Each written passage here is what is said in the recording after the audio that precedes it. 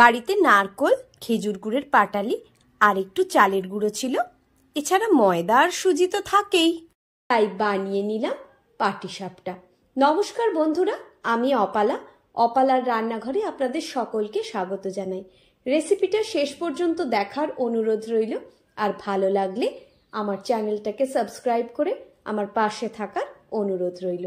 তাহলে আর একটুও দেরি না করে রেসিপিতে চলে যাই। প্রথমেই আমি পাটিসাপটার ব্যাটারটা তৈরি করে নিচ্ছি। তার জন্য এখানে নিয়ে নিয়েছি 1 কাপ পরিমাণ আতপ চালের গুঁড়ো, 1/2 কাপ ময়দা। প্রথমে এই চালের গুঁড়ো আর ময়দাটাকে একটা বড় ছাঁকনির সাহায্যে একটু ছেঁকে নিচ্ছি, যাতে এর মধ্যে কোনো দানা না থাকে। এবার এর মধ্যে দিয়ে দিচ্ছি 1/4 কাপ সুজি, দিয়ে দিচ্ছি সামান্য একটু নুন। এবার এই শুকনো উপকরণগুলোকে একটা চামচের সাহায্যে একটুখানি ভালোভাবে মিশিয়ে নিচ্ছি। এইবার এখানে আমি দুধ নিয়ে নিয়েছি, 1 কাপ পরিমাণ দুধ নিয়েছি। দুধটা অল্প অল্প করে এখানে মিশিয়ে আমি একটা ব্যাটার তৈরি করে নেব। আমি একেবারে সম্পূর্ণ দুধটা এর মধ্যে দিয়ে দিচ্ছি না, কারণ সম্পূর্ণ দুধটা একবারে দিয়ে দিলে ব্যাটারটা বানানোর সময় কিন্তু দলা পেকে যেতে পারে। তাই অল্প অল্প করে আমি দুধ অ্যাড করছি আর একটু একটু করে গুলিয়ে নিচ্ছি। 1 কাপ দুধ পুরো লেগে গিয়েছে, আরও 1 কাপ দুধ আমি নিয়ে নিয়েছি। সেখান থেকেও অল্প অল্প করে দুধ ঢেলে ঢেলে আমি এটাকে বানিয়ে নিচ্ছি। এই দেখুন, এই রকম ভাবে ব্যাটারটা আমি তৈরি করে নিলাম।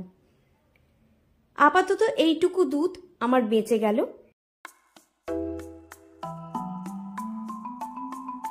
নিয়ে নিয়েছি এখানে 1/4 কাপ পাটালি গুড়।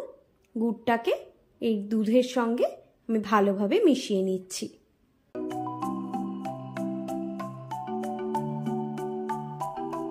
আশা করি আপনারা ঘনত্বটা দেখে বুঝতে পারছেন কেমন হয়েছে। এবার আমি একটা ঢাকা দিয়ে একটু রেস্টে রেখে দেব। এইবার কাপ মেপে 1.5 কাপ পরিমাণ নারকোল আমি নিয়ে নিলাম। প্রথমেই নারকোলটাকে একটু এইভাবে হাত দিয়ে মেখে নিচ্ছি।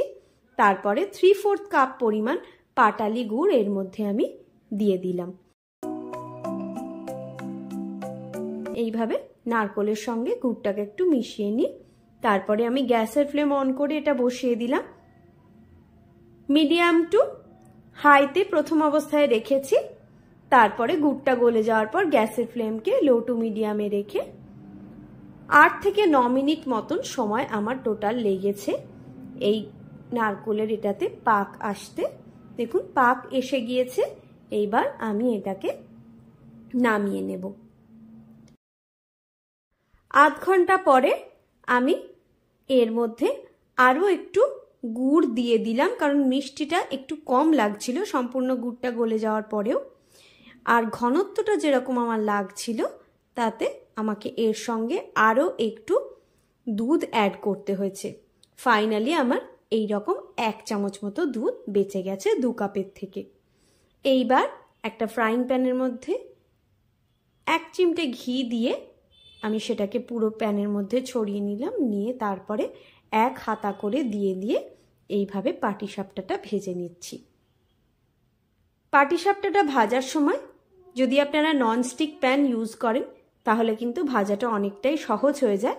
না হলে এমনি ভাজতে গেলে কিন্তু অনেক সময় পাটিসাপটাটা আটকে যায়, তুলতে অসুবিধে হয়। একইভাবে আরও একটা ভেজে আপনাদের দেখিয়ে দিচ্ছি, এবং সমস্ত পাটিসাপটাগুলো এইভাবেই আমি ভেজে তৈরি করে নিয়েছি। ভিডিওটা সম্পূর্ণ দেখার জন্য অনেক ধন্যবাদ। রেসিপিটা ভালো লাগলে ভিডিওটাতে একটা লাইক দিয়ে আমার চ্যানেলটাকে সাবস্ক্রাইব করে আমার বন্ধু হয়ে পাশে থাকার অনুরোধ জানালাম।